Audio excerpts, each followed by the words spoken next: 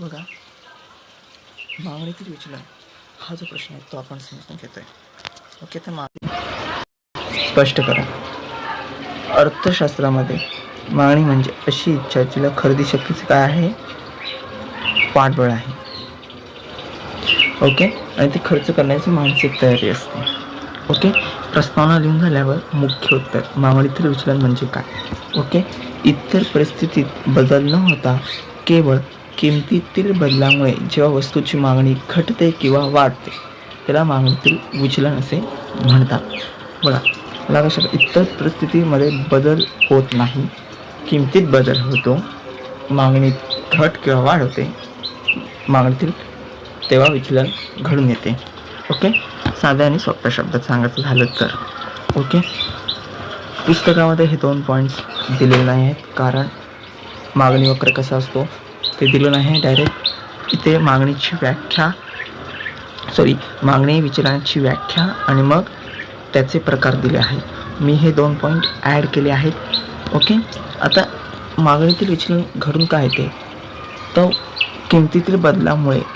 Okay, इतर परिस्थिती स्थिर असते. मागणीतील विचलन वस्तूच्या किमतीतील बदलामुळे घडून येते.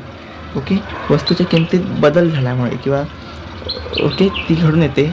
बाकीची जी परिस्थिती आहे जसे की उपभोक्त्याची आवड, त्याचे उत्पन्न, ते लोकसंख्येचे आकारमान वगैरे तत्सम, तर काय असणार आहे, स्थिर असते, परंतु किमतीत बदल होतो आणि मागणीतील विचलन घडून येते. आता मागणी वक्र कसं आहे बघा. ओके, मागणी वक्र, मागणीतील विचलन मागणी वक्रावर दर्शवले जाते. याचे 2 प्रकार आहेत, मागणीतील विस्तार, मागणीतील आकुंचन. ओके, आपण दोन्ही पाहूया. आता मागणीतील विस्तार तर इथे काय लक्षात ठेवायचं आहे बघा, केवळ वस्तूच्या किमतीत घट झाल्यामुळे मागणीत झालेल्या वाढीला मागणीतील विस्तार म्हणतात.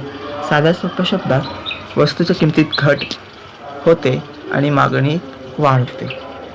वस्तूच्या किमतीत घट आणि मागणीत वाढ, मागणीतील विस्तार. म्हणजे जेव्हा वस्तूच्या किमतीत घट होते आणि मागणीत वाढ होते तेव्हा मागणीतील विस्तार घडून येते. साधा सोपा शब्द लक्षात ठेवायचं, वस्तूच्या किमतीत घट, वस्तूमध्ये नाही तर वस्तूच्या किमतीत घट आणि मागणीत वाढ. ओके, ते मागणीतील विस्तार घडून येते. आता याचे कारण काय आहे, का घडून येते तर मागणीवर परिणाम करणारी इतर परिस्थिती स्थिर, किंमत कमी. बघा, मागणीवर परिणाम करणारी परिस्थिती स्थिर, किंमत कमी आणि मागणीत वाढ, म्हणून मागणीतील विस्तार घडून येतो. ओके, मग इथे असं लिहायचं की मागणीवर परिणाम करणारी ही परिस्थिती स्थिर असल्यामुळे तसे असते किंवा स्थिर असल्यामुळे फक्त किंवा केवळ किंमत कमी झाल्याने मागणीतील वाढ होते तेव्हा मागणीचा विस्तार होतो. किंवा इतर परिस्थिती स्थिर असते, फक्त केवळ किंमत कमी होते व मागणीत वाढ होते, त्यातनं मागणीचा विस्तार घडून येतो. असं साध्या शब्दात तुम्ही लिहू शकता. तर मागणी वक्र कसा असतो याचा, मागणी वक्रावर खालच्या दिशेने होणारे विचलन मागणी विस्तार दर्शवते. तुम्हाला ते सादृश्यकरण म्हणजे सादरीकरण थोडक्यात सांगतो मला. बघा, सोबतची आकृती मम हा वरून खाली जाणारा वक्र मागणी वक्र आहे. य अक्षावर किंमत आणि श अक्षावर मागणी दर्शवली आहे. जेव्हा किंमत क1 पासून क2 पर्यंत घटते तेव्हा मागणी ब1 पासून ब2 पर्यंत वाढते.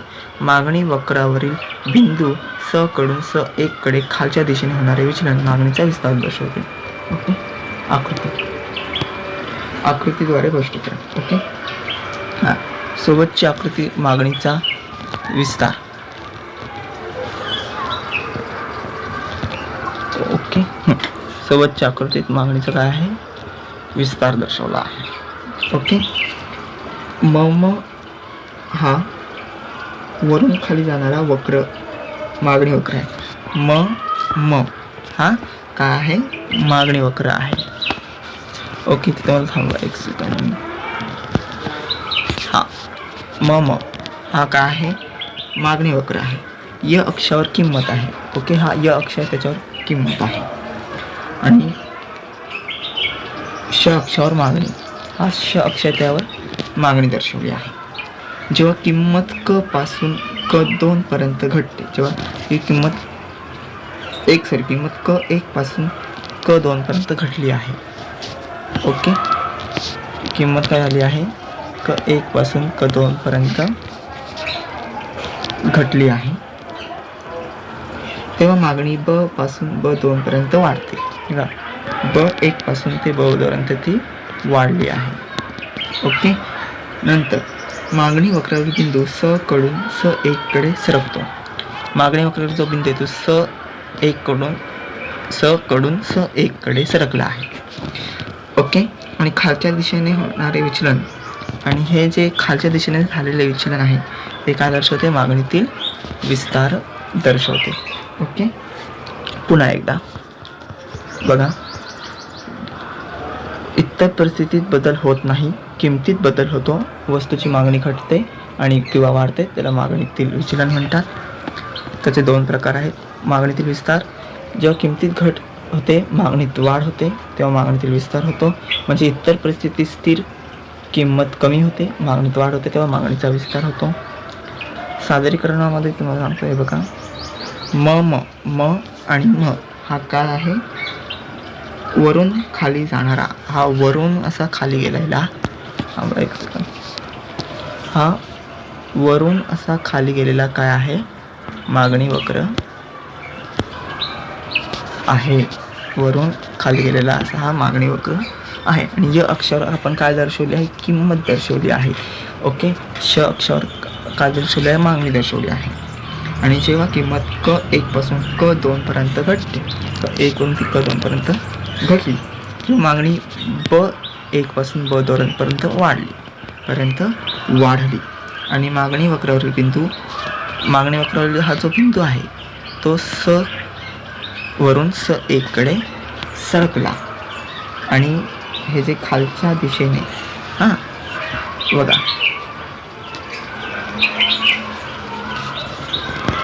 हे जे खालच्या दिशेने झालेले विचलन आहे ते म्हणजे मागणीतील विस्तार.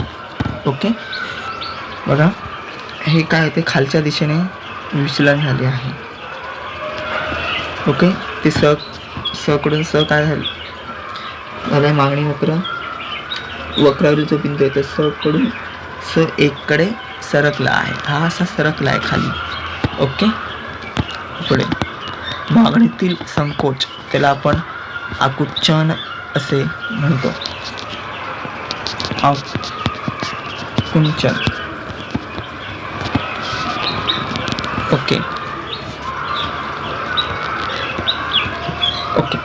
मागणीतील संकोच अर्थ, किमतीत झालेल्या वाढीमुळे मागणीत घट होण्याला मागणीतील संकोच असे म्हणतात. ओके, साधे सोप्या भाषेत किमतीत वाढ होते व मागणीत घट होते तेव्हा त्यास मागणीतील संकोच असं म्हणतात. किमतीत वाढ, मागणीत घट. ओके, नंतर आहे मागणीवर परिणाम करणारे घटक स्थिर असतात आणि किमतीत वाढ होते. कारण काय होतं, इतर घटक स्थिर असतात, किमतीत वाढ, मागणीतील संकोच. त्या मागणी वक्र त्या मागणी वक्रावर वरच्या बाजूने होणारे विचलन मागणीतील संकोच दर्शवते. सादृश्यकरण किंवा सादरीकरण असं आपण म्हणतो. त्याला सोबतच्या आकृतीमध्ये वरून खाली जाणारा मम वक्र हा मागणी वक्र आहे. य अक्षावर किंमत, य अक्ष आहे त्याच्यावर किंमत, ही क ही किंमत आहे. ओके, आणि श अक्षर, हा श अक्षर त्याच्यावर मागणी दर्शवली आहे. जेव्हा किंमत क 1 ते क2 अशी वाढते, इथे वाढलेली आहे. क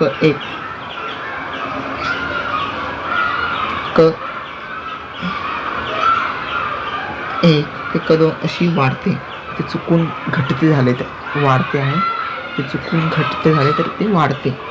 तर तेव्हा मागणी ब 1 ते ब2 अशी काय होते, घटते.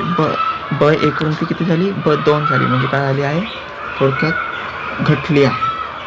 मागणी वक्रावर बिंदू स कडून स 1 पर्यंत वर जातो. तर हा स 1 कडून तो स 2 वर गेला आहे. मागणी वक्रावरील जो बिंदू आहे तो स 1 कडून स 2 वर गेला आहे आणि ह्याला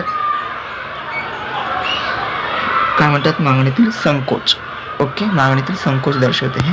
पुन्हा मागणीतील संकोच बघा, किमतीत वाढ होते, मागणीत घट होते, त्यास मागणीतील संकोच म्हणतात. ओके, सोप्या शब्दात पाठ करा, जास्त म्हणजे पुस्तकी भाषेत पाठ करू नका, आपल्या सिंपल शब्दात पाठ करा, काही ट्रिक्स वापरा पाठ करण्याच्या. ओके, आता इथे हे का घडून येते तर इतर घटक स्थिर, किमतीत वाढ, इतर घटक स्थिर आणि किमतीत वाढ होते, त्यामुळे मागणीतील संकोच निर्माण होतो. मागणी वक्र त्या मागणी वक्रावर वरच्या बाजूस होणारे विचलन मागणीतील संकोच दर्शवते.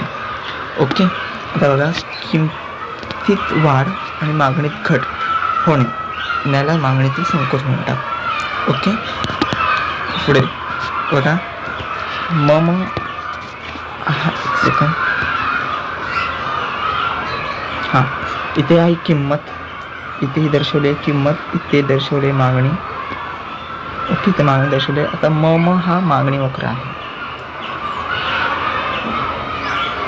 हां, आणि जेव्हा किंमत क1 वरून क2 अशी वाढते तेव्हा काय होते, मागणी ब1 वरून ब2 अशी घटते आणि मागणी वक्रावर बिंदू स कडून स 1 पर्यंत वर जाणारे विचलन, स 1 कडून स 2 पर्यंत वर जाणारे विचलन मागणीतील संकोच दर्शवते. ओके, म्हणजे तुम्हाला सांगतो साध्या सोप्या शब्दात, जेव्हा मागणी वक्रावर जो बिंदू आहे तो स कडून स 2 वर जातो, स वरून तो 1 वर जातो, इथे 1 आहे, स 2 चुकून झाले तर स 1 आहे, स 1 वर जातो, तेव्हा मागणीतील काय आहे, संकोच आहे. म्हणजे ते मागणी वक्र खालच्या दिशेने मागणी वक्रावर वरच्या दिशेने होणारी हालचाल, म्हणजे आता इथे बघा, इथे वरच्या दिशेने हालचाल होते, त्यामुळे मागणीतील संकोच आहे आणि या आकृतीमध्ये खालच्या दिशेने हालचाल होत आहे, मागणीतील प्रसरण आहे किंवा मागणीतील विस्तार आहे.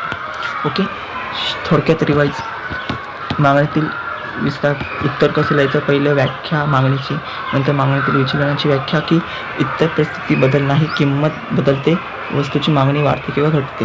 मागणीतील विचलन कारण का तर वस्तूच्या किमतीत बदल, इतर परिस्थिती स्थिर, मागणी वक्रावर दर्शवली जाते. प्रकार मागणीतील विस्तार, मागणीतील संकोच. मागणीतील विस्तार वस्तूच्या किमतीत घट, मागणीत वाढ. ओके, त्याला मागणीतील विस्तार म्हणतात. मागणीवर परिणाम करणारी इतर परिस्थिती स्थिर, किंमत कमी, त्यामुळे मागणीत वाढ, मागणीतील विस्तार होतो. मागणी वक्रावर खालच्या दिशेने होणारे विचलन मागणीतील विस्तार दर्शवते. आता थोडक्यात रिवाइज करतो. हा मागणीवर वक्र आहे आणि हे खालच्या दिशेने विचलन झाले ते मागणीतील विस्तार दर्शवते. मागणीतील विस्तार दर्शवते किंवा मागणीतील प्रसरण दर्शवते. ओके, मागणीतील संकोच, किंमतीत वाढ, मागणीत घट, त्याला मागणीतील संकोच म्हणतात.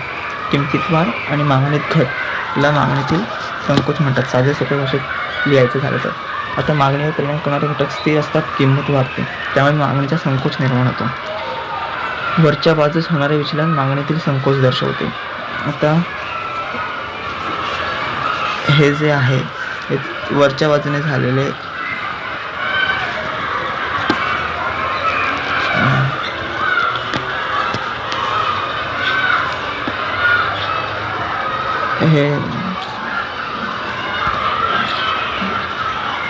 हे जे आहे ते काय आलं आहे, वरच्या बाजूने काय आलं आहे, विचलन झालं आहे. म्हणजे मागणी वक्रावरचा जो बिंदू आहे तो स कडून स 1 कडे वर गेला आहे आणि हे वर जाणारे विचलन मागणीतील संकोच दर्शवते. ओके, सर्वांना